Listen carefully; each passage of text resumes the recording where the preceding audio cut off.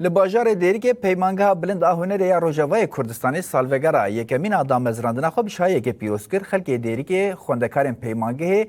û endamên çand û hunerê beşdarî şayê bûn. Kesên axivîn salvegera damezrandinê pîroz kirin û gotin em ê nifşekî hunerî yê spor ava bikin û çand û hunera xwe biparêzin. Pişta komên çand û hunerê berhemên xwe pêşkêş kirin.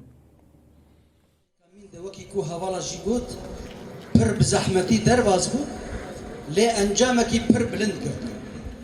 بە ڕۆژێ ڕۆژی پەرستێ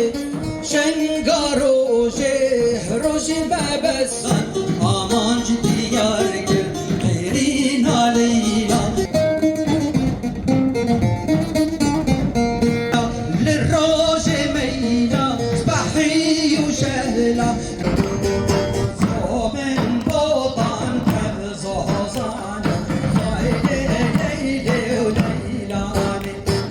روجي دامزراندنا الصلاة يا كما يعني براستيجي ام بجوش وهيجانا كده كي مازن تبري بشاهيه بونا وصالن بيشي داجي ام بجوش وهيجانا نجيبه مسترجي تبري بشاهيه ببن اميرو دست صلاة خويا نودكن يا پرورده لي بقابني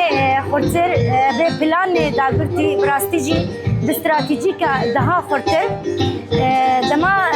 افيمانجي هات ذكرن براستيجي وكي هما كذاك ارتجالي هات ذكرن عندكي حاضرين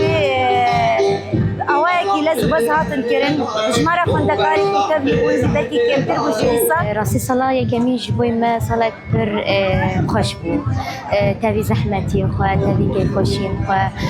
برج تهب جمارة بون تجربة يعني اسقاس بيج مرم كاري هسي هفتي بيجيج بركو مروب يعني تشتاكو جيان دكني كاري تامي هسي بيجينا